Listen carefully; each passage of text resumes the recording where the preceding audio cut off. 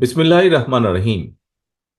সাংবাদিকদের ঐতিহ্যবাহী সংগঠন ঢাকা সাংবাদিক ইউনিয়ন ডিউজের বার্ষিক সাধারণ সভার সম্মানিত সভাপতি, উপস্থিত সাংবাদিক নেতৃবৃন্দ, উপস্থিত বিভিন্ন রাজনৈতিক দলের নেতৃবৃন্দ এবং সবাই উপস্থিত প্রিয় সাংবাদিক বন্ধুগণ ও আমন্ত্রিত অতিথিগণ, আসসালামু আলাইকুম। প্রায় দেড় দশক পরে আপনারা এবং আমরা সকলে মিলে গুম খুন অপহরণ, আয়নাঘর কিংবা অবাঞ্ছিত ফোনের আতঙ্কমুক্ত পরিবেশে সুন্দর একটি সম্মেলনে উপস্থিত হতে পেরেছি এবং আপনারা সক্ষম হয়েছেন এরকম একটি সুন্দর সমাবেশ আয়োজন করতে। আজকের এমন একটি স্বাধীন এবং মুক্ত পরিবেশ অর্জন করতে কিন্তু হাজার হাজার ছাত্র জনতাকে শহীদি মৃত্যু বরণ করতে হয়েছে। আহত হয়েছেন অসংখ্য মানুষ। স্বৈরাচারের বিরুদ্ধে জুলাই আগস্টের গণ অভ্যুত্থানে কমপক্ষে 6 জন সাংবাদিক শহীদ হয়েছেন। আমরা প্রত্যেকের জন্য আল্লাহর দরবারে মাগফিরাত কামনা করি। প্রিয় উপস্থিতিবৃন্দ, স্বৈরাচার বিরোধী আন্দোলনের দীর্ঘ লড়াই সংগ্রামে আমাদের সঙ্গে সক্রিয় ছিলেন এমন একজন সাংবাদিক নেতাকেও আজকের এই অনুষ্ঠানে আমি বিশেষভাবে স্মরণ করতে চাই। কিছুদিন আগে তিনি ইন্তেকাল করেছেন। তিনি সারা দেশের সকল সাংবাদিকের কাছে পরিচিত মুখ, মরহুম রুহুল আমিন গাজী। আমি আল্লাহর দরবারে তার আত্মার মাগফিরাত কামনা করছি। ফ্যাসিবাদী বিরোধী আন্দোলনে হতাহত সাংবাদিকদের সহায়তা করতে আমাদের যথাসম্ভব দলীয় উদ্যোগ রয়েছে। হতাহত সাংবাদিক এবং তাদের পরিবারকে সহায়তা করতে বিশেষ উদ্যোগ গ্রহণের জন্য আমি বর্তমান অন্তর্বর্তীকালীন সরকারের প্রতিও আহ্বান জানাই। একই সঙ্গে স্বৈরাচারী শাসন আমলে রাজনৈতিক কারণে যেসব সাংবাদিক চাকরি হারিয়েছেন কিংবা দীর্ঘদিন থেকে বেকার রয়েছেন, তাদেরকেও সাধ্যমতন চাকরি দেওয়ার জন্য আমি বিভিন্ন সংবাদপত্রের ব্যবস্থাপনা কর্তৃপক্ষের প্রতি আহ্বান জানাই। প্রিয় সাংবাদিক বন্ধুগণ, লেখক, সাংবাদিক, বুদ্ধিজীবীগণ একটি রাষ্ট্র ও সমাজের অন্তর্নিহিত শক্তি। কোনো কিছুর পক্ষে বা বিপক্ষে অবশ্যই তাদের সুচিন্তিত মতামত থাকতে পারে বা থাকবে অবশ্যই।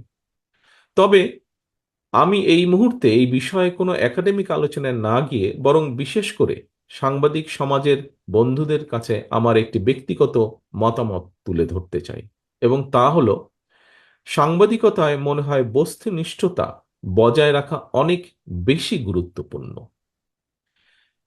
বিগত পলাতক স্বৈরাচারের সময় আমরা দেখেছি গণমাধ্যমের প্রতিটি শাখায় অধিকাংশ ক্ষেত্রেই বস্তুনিষ্ঠতা প্রায় হারিয়ে গিয়েছিল।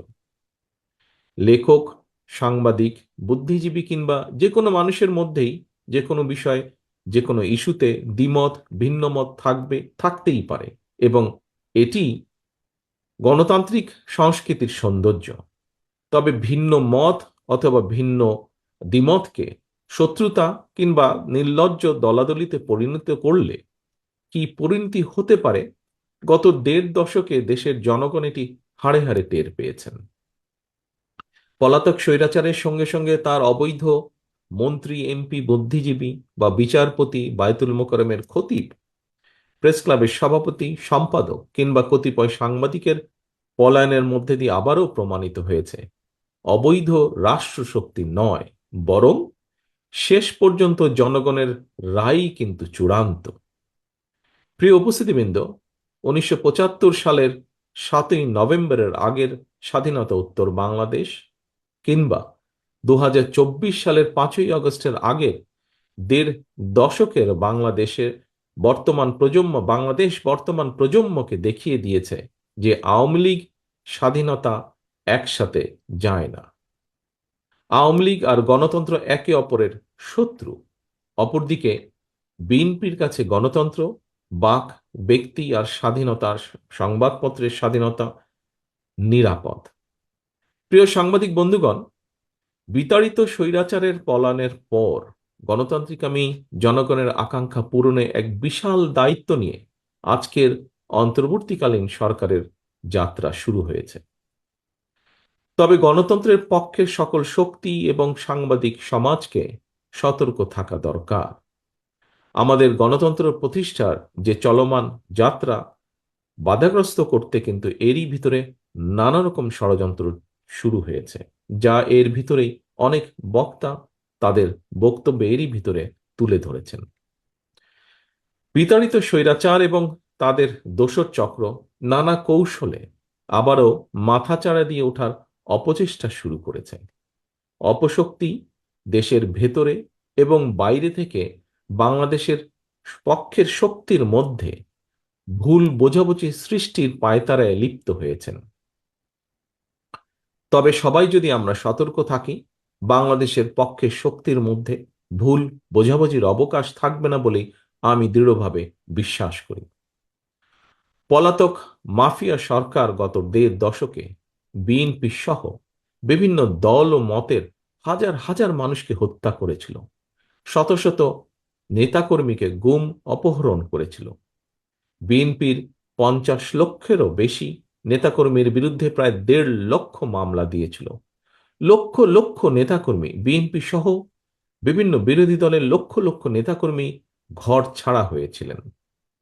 অকারণেই, বিনা কারণে, বিনা অপরাধে mother of democracy Begum Khaleda জিয়াকে ৫ বছরও বেশি সময় কারাবন্দী করে রাখা হয়েছিল।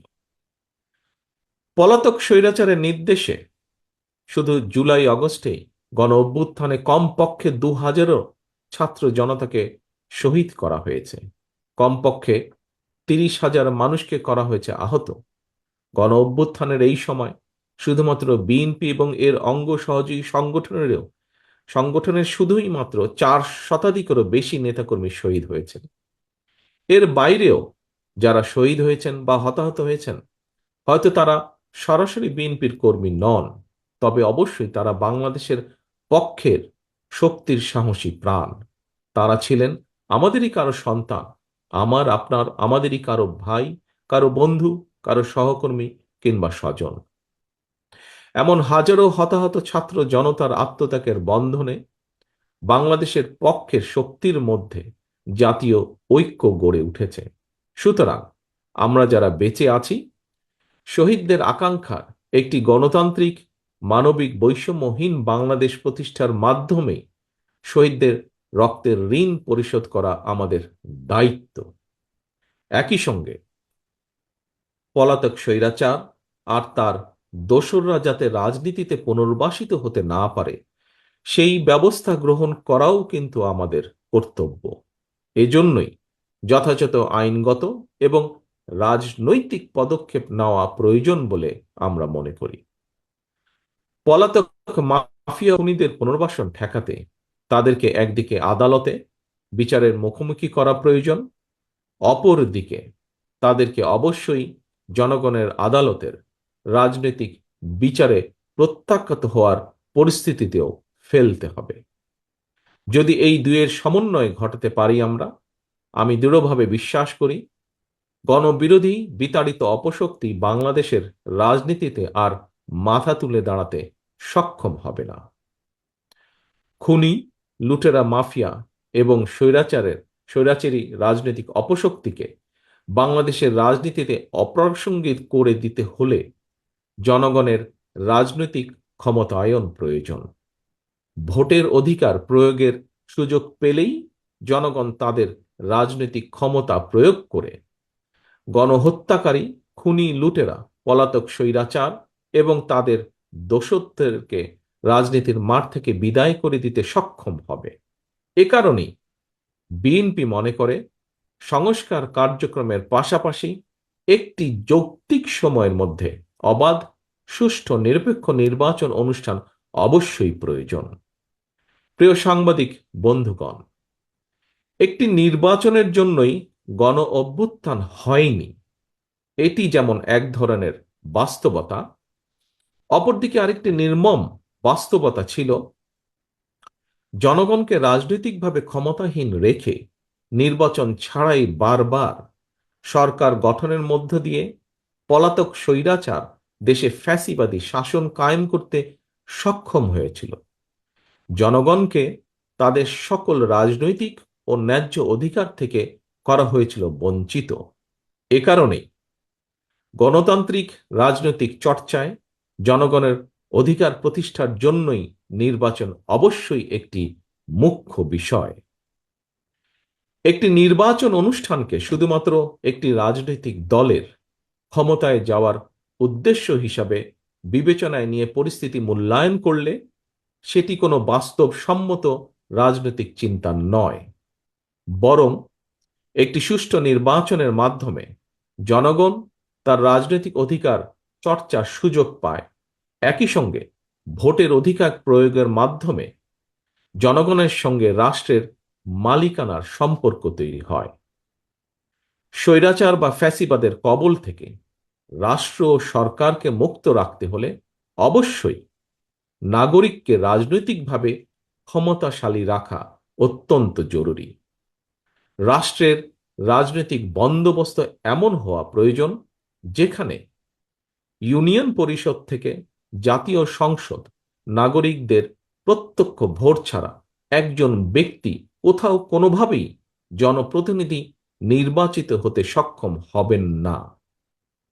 এভাবেই সর্বস্তরে ভোটের মাধ্যমে জনপ্রতিনিধি নির্বাচন চর্চার মাধ্যমে রাষ্ট্র এবং সমাজে জনগণের রাজনৈতিক ক্ষমতায়ন নিশ্চিত হবে। রাষ্ট্রে জনগণের রাজনৈতিক ক্ষমতায়ন নিশ্চিত থাকলেই কোনো ক্ষমতাসীন সরকারই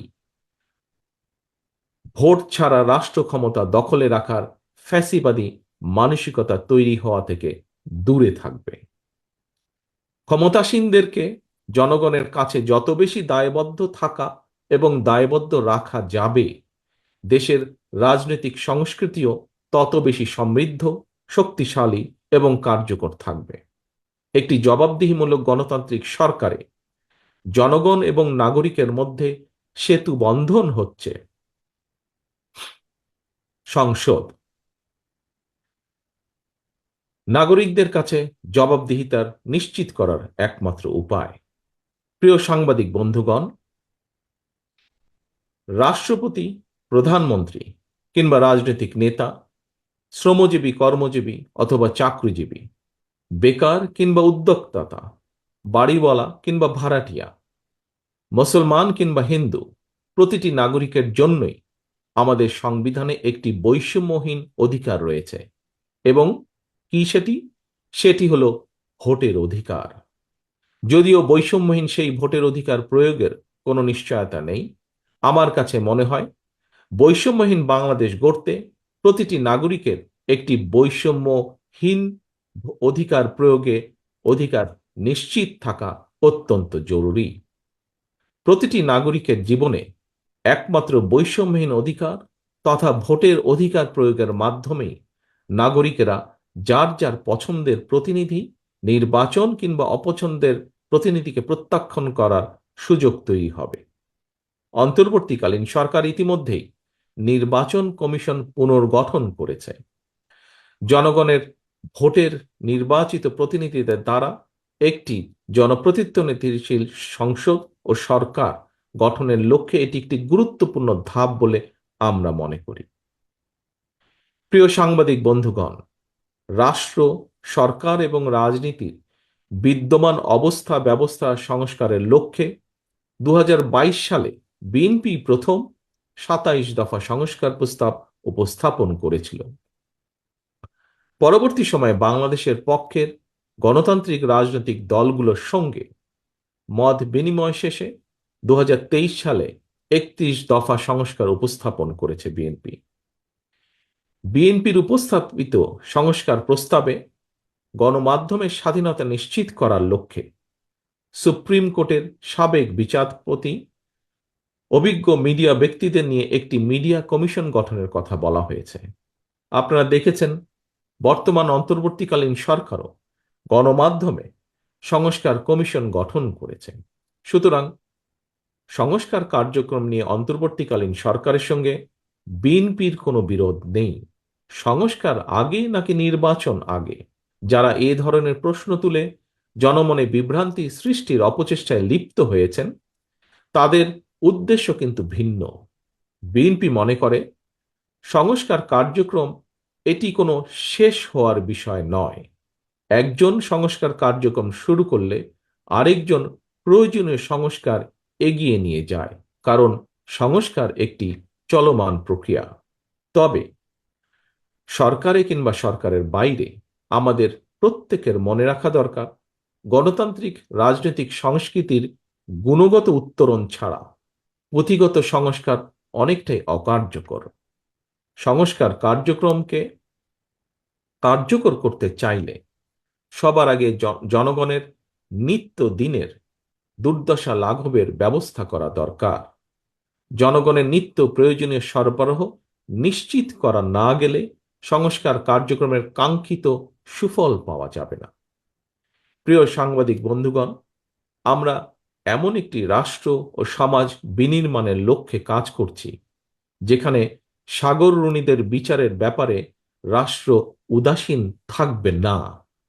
নিশ্চিত থাকবে মানুষের বাক ও ব্যক্তি স্বাধীনতা। এই লক্ষ্য অর্জনে আপনাদের সকলের সহযোগিতা চাই। পরিশেষে ঢাকা সাংবাদিক ইউনিয়নের সম্মেলনের সফলতা কামনা করে এবং আমাকে এখানে আমন্ত্রণ জানানোর জন্য আপনাদের সকলকে আন্তরিকভাবে ধন্যবাদ দিয়ে আমার বক্তব্য শেষ করছি।